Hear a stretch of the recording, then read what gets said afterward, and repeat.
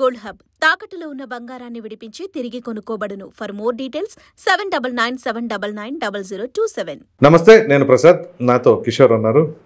ఈరోజు కన్నప్ప సినిమా విడుదలైంది కదా, సో ఇప్పుడే మన కిషోర్ ఆ సినిమా చూసి రావడం జరిగింది.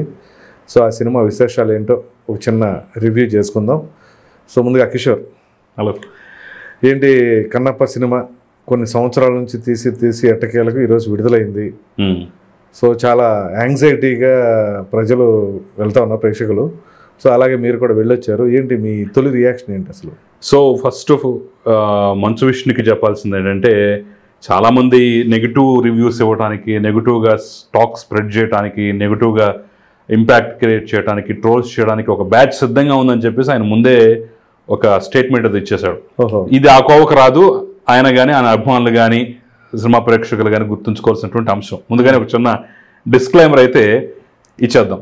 Okay. So Kannappa first day collections బాగానే ఉండే ఛాన్స్ ఉంది. ఓపెనింగ్స్ ఎందుకంటే ఎక్కడ చూసినా సరే, నేను చిన్న ఎగ్జాంపుల్ చెప్తాను. నేను థియేటర్ల నుంచి బయటకు వస్తే సినిమా టాక్ ఏంటి, ఎలా ఉంది ఏంటి కాసేపు పక్కన పెడదాం. ఒక మాలలో ఉన్నటువంటి ఒక అమ్మాయి కనిపించింది.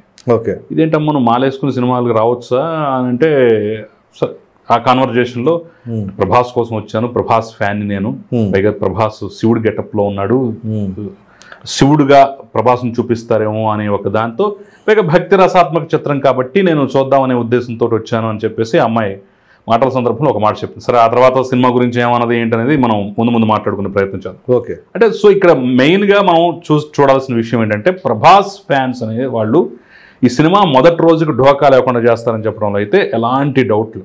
ఓకే. సో విష్ణు కూడా 150,000 160,000 టికెట్లు ఫస్ట్ డే సేల్ అయిపోయాయని చెప్పేసి ఒక ఇంటర్వ్యూలో కూడా మాట్లాడాడు. సో ఫస్ట్ డేకి అయితే ఎలాంటి ఢోకా ఉండదు.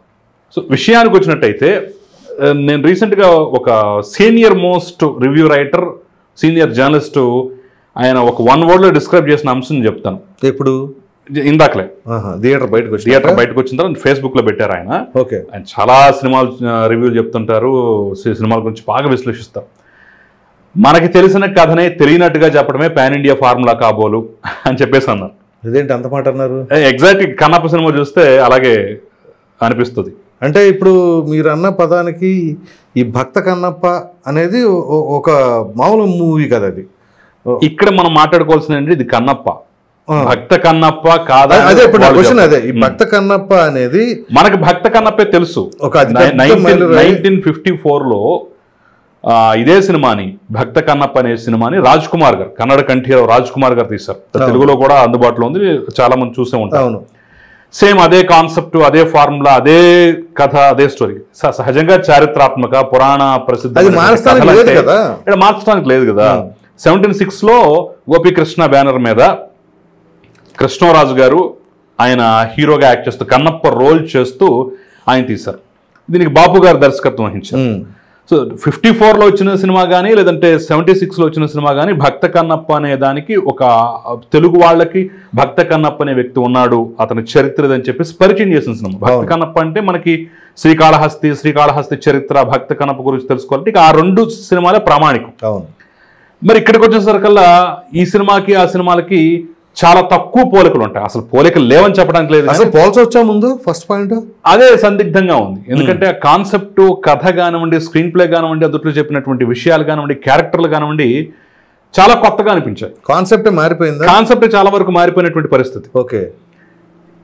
ముందే చెప్పారు వాళ్ళు, మేము శ్రీకాళహస్తికి సంబంధించినటువంటి చరిత్రని తీస్తున్నాము, కాకపోతే మేము కొన్ని సినిమాటిక్ లిబర్టీ కోసం కొన్ని క్యారెక్టర్లు యాడ్ చేస్తున్నాము, కొన్ని పాత్రలు ప్రవేశపెడుతున్నాము, శ్రీకాళహస్తి దేవాలయ పురోహితులు వాళ్ళందరి దగ్గరకు వెళ్ళి మేము మాట్లాడాము, వాళ్ళ అభిప్రాయాలు తెలుసుకున్నాము, ఆ తర్వాత మేము స్టోరీని ప్రొజెక్ట్ చేసాము అని చెప్పేసి కూడా ముందే మోహన్ బాబు ఒక డిస్క్లైమర్ లాగానే ఒక వాయిస్ ఓవర్ ఇస్తారు. ఓకే. అంటే దాన్ని దీన్ని పోల్చొద్దు, సినిమాటిక్ లిబర్టీ కాబట్టి మేము రకరకాల ప్రయత్నాలు చేస్తామని చెప్పేసి ముందే ఒక హింట్ అయితే ఇచ్చారు. సో ఆ హింట్కి తగ్గట్టుగానే సినిమా ఉంది. ఓకే. సో మెయిన్గా మనం పాత కన్నప్ప చూసుకున్నట్టయితే కన్నప్ప భార్య నెమలి, అదేవిధంగా కైలాసనాథ్ శాస్త్రి, అవును, ఈ 3 క్యారెక్టర్ల చుట్టూనే తిరుగుతూ ఉంటుంది. డి అంటే డి అన్నట్టుగా ఉంటుంది.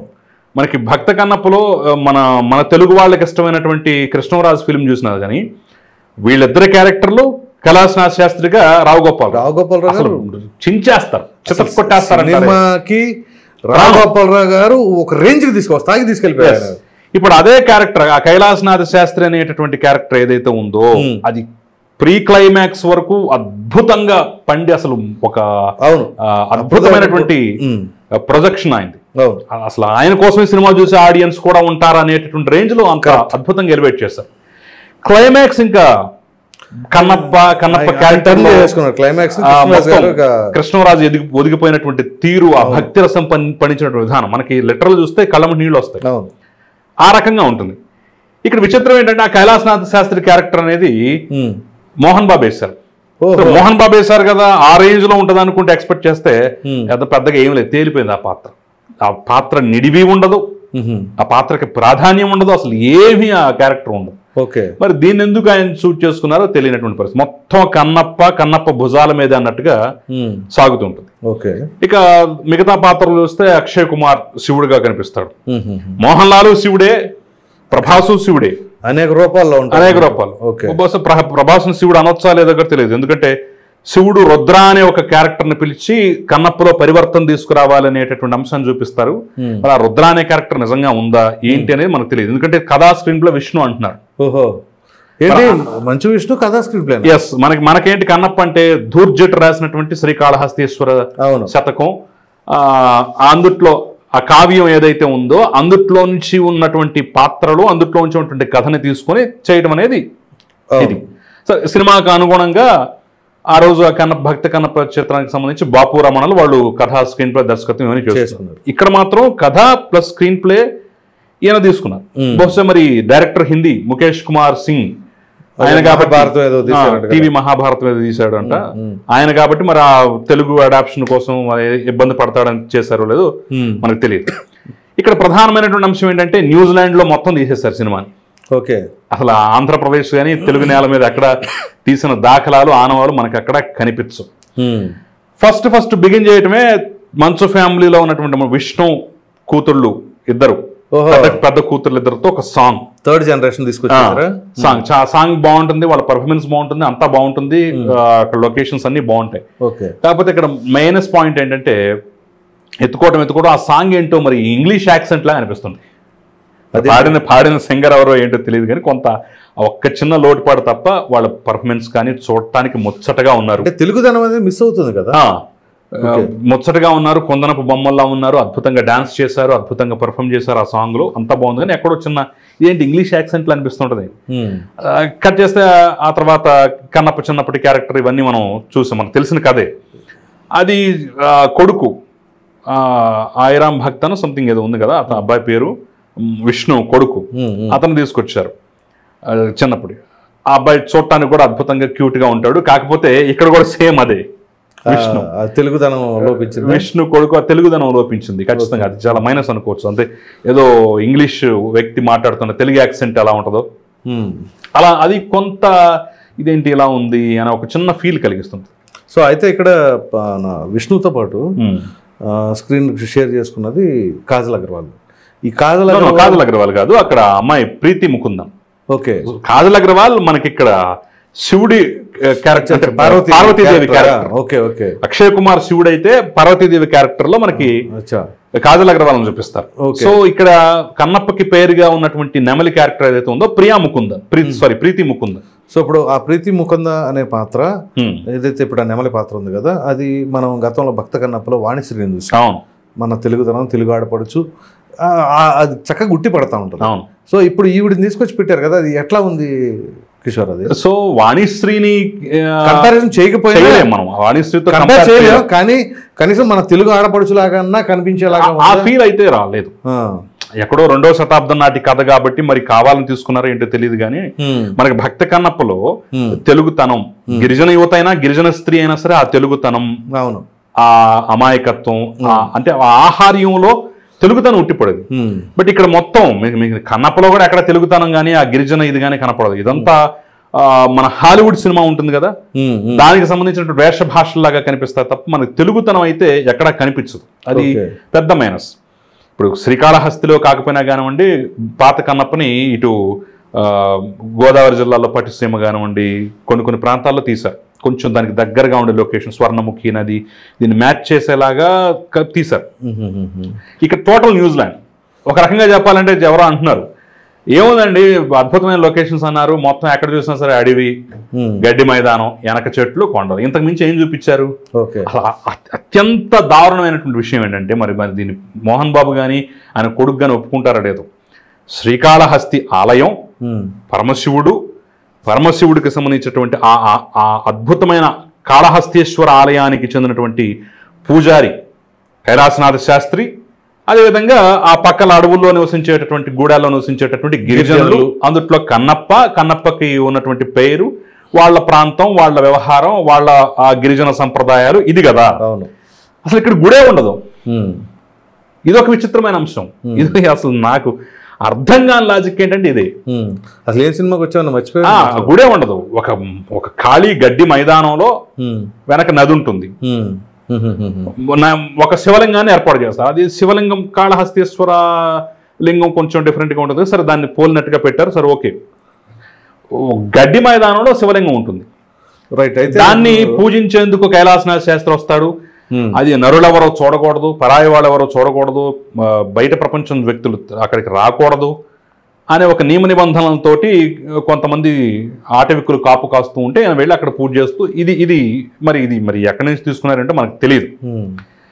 అంటే మెయిన్ స్టోరీని కాన్సెప్ట్ చేంజ్ చేసిన తీరు నిజంగా ఆశ్చర్యం కలిగిస్తుంది. కన్నప్ప కన్నా ముందే శ్రీకాళహస్తీశ్వరుడు ఉన్నాడు, శ్రీకాళహస్తీశ్వర ఆలయం ఉంది, అక్కడ అద్భుతంగా భక్తులు వస్తారు, పూజలు జరుగుతుంటాయి. ఆ తర్వాత కన్నప్ప ఎంట్రీ కదా, ఆయన రావటం, ఆయన నాస్తికుడుగా ఉన్నటువంటి కన్నప్ప ఆస్తికుడుగా మారటం. కరెక్ట్. పరమశివుణ్ణి తన భక్తితోటి తనదైన శైలి. ఇప్పుడు అడవి పందిని కొట్టుకొచ్చి మాంసం పెడతాడు, మనకు తప్పనిపించవచ్చు. ఈశ్వరుడు మెచ్చండి, నీ భక్తిది నాకు నచ్చింది అంటాడు. ఆయన చూశాడు తప్ప అందుట్లో మాంసం ఏంటో తెలియదు. ఆయన ఇచ్చిన మాంసపు ముద్దలు కూడా అడవి పందిని తీసుకొచ్చి పెడితే సంతోషంగా తిన్నాడు పరమేశ్వరుడు. ఈయన బాధపడుతుంటే ఆయన కన్నీరు గార్చారు. సో ఇప్పుడు మనం ఆ కాన్సెప్ట్ తీసుకుంటే ఆ విధంగా ఉంది కదా. ఇప్పుడు ఇక్కడ ఈ కన్నప్పలో ప్రభాస్ పాన్ ఇండియా హీరో, అవును, ఆయన మీదే చాలా ఎక్స్పెక్టేషన్స్ పెట్టుకుని అభిమానులు కూడా ఈ సినిమా ఎవరిది ఏంటి అనేది కూడా పక్కన పెట్టేసి ప్రభాస్ కోసం వెళుతున్నారు. సో అటువంటి ప్రభాస్ క్యారెక్టర్ ఏ రకంగా ఉంది, ఎంత ఆన్ స్క్రీన్ టైం ఉందా అండి? ప్రభాస్ క్యారెక్టర్ లేకపోతే సినిమానే లేదు అనేటటువంటి పరిస్థితి ఉంది వాస్తవంగా చెప్పాలంటే. ప్రభాస్ ఈ సినిమాకి ప్రాణం. నిజంగా అంటే మనం అతిశయోక్తి కాదు కానీ ప్రభాస్ క్యారెక్టర్ కానివ్వండి, ప్రభాస్ నటించిన విధానం కానివ్వండి, అద్భుతం, నభూతో నా భవిష్యత్. ఆయన అంత అద్భుతమైన నటన మరో సినిమాలో చేస్తాడని మనం ఎక్స్పెక్ట్ చేయాలి. అవునా? అంత పర్ఫార్మెన్స్ ఉందా? చాలా సెటిల్డ్ యాక్టర్. నిజంగా దేవుడు పంపించిన వ్యక్తి, పోనీ దేవుడో పరమేశ్వరుడో, శివుడు మామూలు మనిషిలాగా మన మధ్య తిరిగే మనిషి రూపంలో వస్తే ఎలా ఉంటాడు, ఎలా మాట్లాడతాడు అనేది అసలు అద్భుతం. ఆయన డైలాగ్ చెప్తుంటే ఆడిటోరియం, అసలు అక్కడ థియేటర్లో ఆ బేస్ వాయిస్ ముందు అసలు అందరు తేలిపోయారు. ప్రభాస్ ముందు అసలు నిలిచిన వాళ్ళు ఎవరు లేరు. అది మోహన్ బాబు కానీ మరొకళ్ళు కానీ పూర్తిగా తేలిపోయారు. ఆ స్వరంలోంచి ఆ డైలాగ్ వస్తుంటే అలా మైమరిచిపోతాం. ఆడియన్స్ రియాక్షన్ ఎట్లా? ఆడియన్స్ రియాక్షన్ అసలు మైండ్ బ్లోయింగ్, స్పెల్ బౌండ్ అంటారు కదా. ప్రభాస్ ఉన్నంతసేపు 15 నిమిషాలు 25 నిమిషాలు తెలియదు కానీ మొత్తానికి అద్భుతం. ఆయన క్యారెక్టర్ ఉన్నంత వరకు అద్భుతం. బహుశా ఇంకా బాగా చేయించుకోవచ్చేమో కానీ చేయించింది మాత్రం అసలు ప్రభాస్ తన క్యారెక్టర్ తోటి ఒక్కసారిగా అలా వెళుతున్న సినిమాని అలా లేపైన కూర్చోబెట్టాడు. సో నాకు ఫస్ట్ హాఫ్ లో కూడా మనకు ఒక మెరుపు తీగలాగా మోహన్ లాల్ రావటం. మోహన్ లాల్ ఒక అంటే ఆయన చాలా తక్కువ టైం ఉన్నా కానీ మోహన్ లాల్ ఒక మెరుపు తీగలాగా అనిపిస్తాడు. చక్ చక్ అలా వచ్చి ఒక అద్భుతం లాగా అనిపించి ఫస్ట్ హాఫ్ లో కొంచెం సేపే ఇంటర్వెల్ ముందు వస్తాడు, ఇంటర్వెల్ తర్వాత కొన్ని సెకండ్స్ కొన్ని నిమిషాలు ఉండి ఆ క్యారెక్టర్ అయిపోతుంది. సో కిరాతార్జునీయం నుంచి తీసుకున్నటువంటి అంశం. ఓకే. సో ప్రభాస్ వచ్చిన దగ్గర నుంచి అసలు సినిమా మరో రేంజ్కి వెళ్ళిపోతుంది. మరి అక్షయ్ కుమార్ పాత్ర ఏ విధంగా? అక్షయ్ కుమార్ పాత్ర శివుడి క్యారెక్టర్ పరిమితంగానే ఉంటుంది. అక్షయ్ కుమార్ తనదైన శైలిలో చేశాడు. అక్షయ్ కుమార్ పాత్రకి పెద్ద పాత్ర ఏం కాదు కాబట్టి వంక పెట్టడానికి ఏం లేదు, మనకు తెలిసిందే.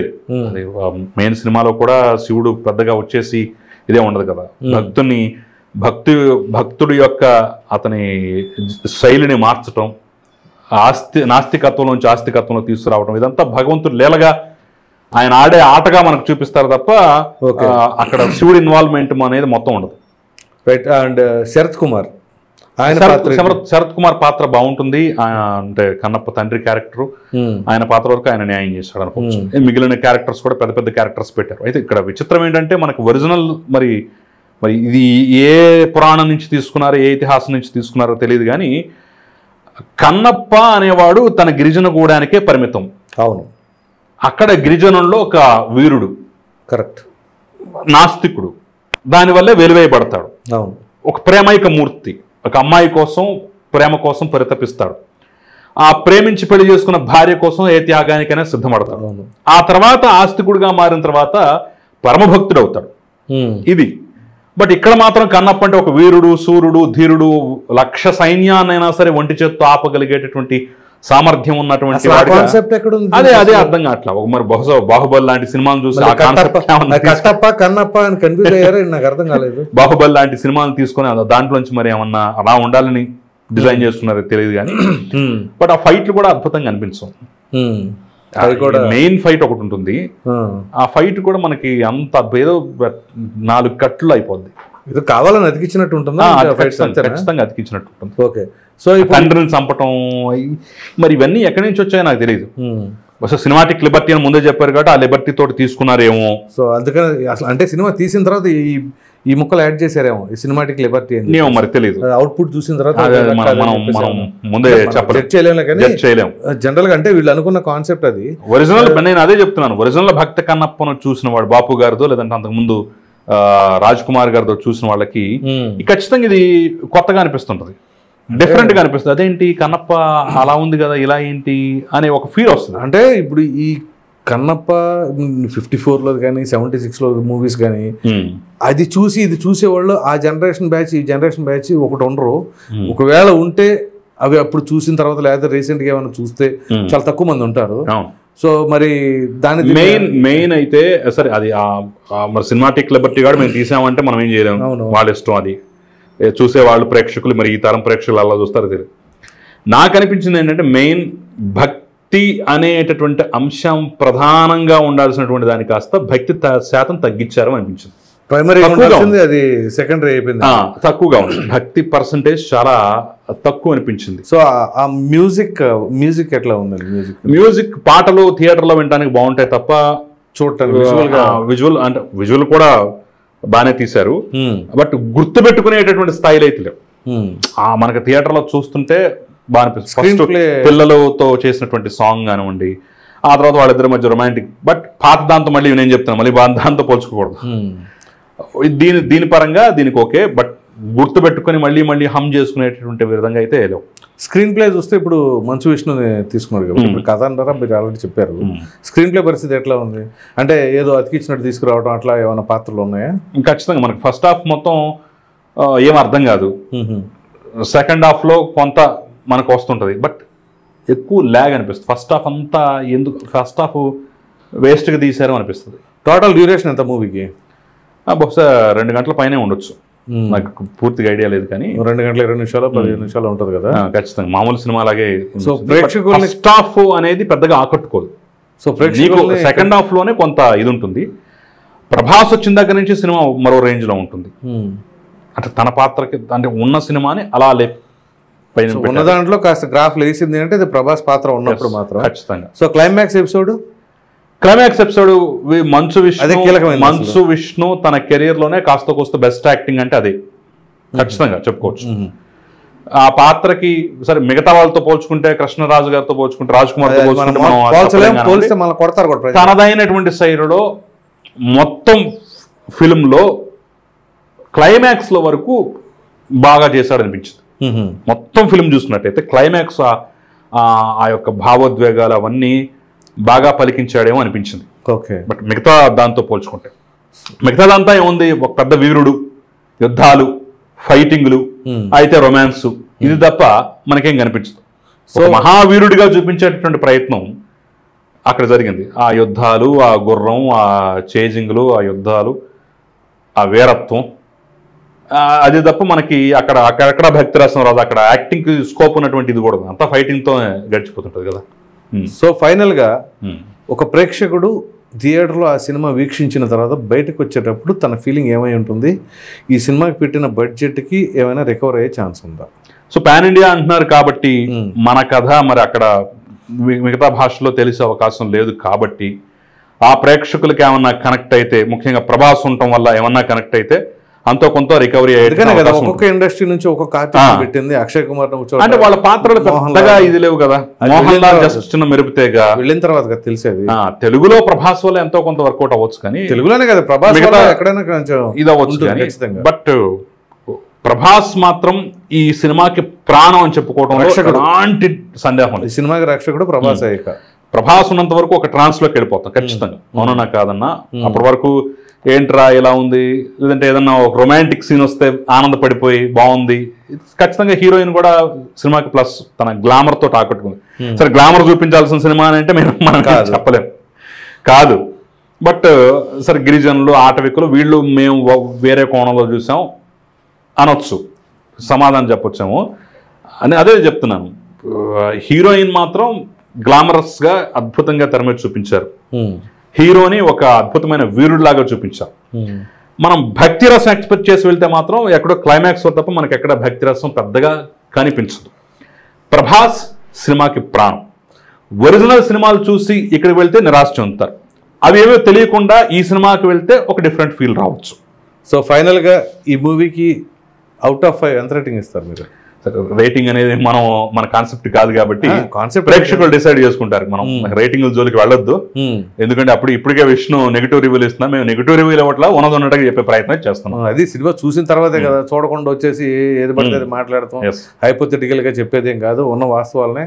అంటే ప్రేక్షకులు ఇప్పుడు తెలుగు సినిమా అనేది ఒక తెలుగువాడిగా ఆడాలి, మంచి కలెక్షన్లు రావాలని ప్రతి ఒక్కరు కోరుకుంటాం. అట్ ద సేమ్ టైం ఆ సినిమా తీసేవాళ్ళు కూడా ఒక మంచి సినిమా ఇవ్వాలి అనే ఉద్దేశం వాళ్ళకే ఉండాలి తప్ప ఖచ్చితంగా ప్రజలు ఆదరిస్తారు. ఎందుకంటే నేను రివ్యూ సంబంధించి ఉన్నదన్నట్టు చెప్పాము, వాస్తవానికి దగ్గరగా వాస్తవమే చెప్పాము. అది రేటింగ్లు గిక్కిన జోడికి ఎందుకు పోవట్లేదయ్యా అంటే, అసలు బద్ధశత్రువుల్లో ఉన్నటువంటి అన్నదమ్ముల్లో తమ్ముడే ఈరోజు మనోజ్ ఐమాక్స్కి వచ్చి మాతో పాటు సినిమా చూశాడు. వెళ్తూ వెళ్తూ కూడా చాలా బాగుంది, ఆల్ ది బెస్ట్ చెప్పి వెళ్ళాడు. సో అలా ఉప్పు నిప్పుల్లో ఉన్నటువంటి వాళ్లే తమ సినిమా బాగుండాలి అని కోరుకుంటున్నప్పుడు మనం నెగిటివ్ గా ఇవ్వమని లేకపోతే చెయ్యమని దాని ఉద్దేశం కాదు. ఏంటి అంటే మన తెలుగు సినిమా అనేది 10 కాలాల పాటు బ్రతికుండాలి అంటే తెలుగు ప్రేక్షకులు ఖచ్చితంగా ఓ మంచి కథనైతే ఆదరిస్తారు, దాంట్లో ఎటువంటి సందేహం లేదు. మీరు ఇటీవల వచ్చిన సినిమాలు కూడా చూస్తే ఒక అనగనగా సినిమా, ఒక కొత్త కాన్సెప్ట్, బడ్జెట్ ఏం లేదు, అయినా సరే ఎందుకు ఆదరించారు? సో ప్రేక్షకులకి నచ్చింది అంటే అందరం ఎక్కిస్తారు ఆ సినిమాని, నచ్చకపోతే మనం ఎన్ని 100 కోట్లు పెట్టి తీసినా దాన్ని తిరస్కరిస్తారు. సో ఉన్న వాస్తవాలను తెలియచేయండి, అట్ ద సేమ్ టైం ప్రేక్షకులకి మంచి సినిమా అందించడం కోసం ప్రయత్నం చేయండి. అంటే ఇతను మన కిషోర్ చెబుతున్న దాన్ని బట్టి కొంత కాన్సెప్ట్ చేంజ్ అయింది అంటారు కదా, కొంచెం ఆ జాగ్రత్త అది ప్రేక్షకులకు ఎక్కుతుందా లేదా వాళ్ళు డిసైడ్ చేసుకుంటారు. యూత్కి తెలియదు కాబట్టి, కొత్త వాళ్ళకి తెలియదు కాబట్టి వాడు ఎంజాయ్ చేయొచ్చు, లేదంటే బోర్ ఫీల్ అవ్వచ్చు, ఏదైనా వాళ్ళ మనం అభిరుచిని బట్టి అవ్వచ్చు. మనం అంటే కొంచెం పాత తరం అయితే మాత్రం ఇదేంటి ఇలా ఉంది కాన్సెప్ట్, అది వేరు కదా అని ఒక ఫీల్ చూసిన వాళ్ళకైతే కొంత కలుగుతుంది. లేదు అనుకుంటే వాళ్ళకి ఆ కాన్సెప్ట్ మైండ్ లో ఉండదు కాబట్టి ఏమైనా సరే నచ్చొచ్చు అనేది కూడా మరి ప్రేక్షకులు డిసైడ్ చేస్తారు. చూద్దాం ప్రేక్షకులు ఏం చేస్తారు. Thank you.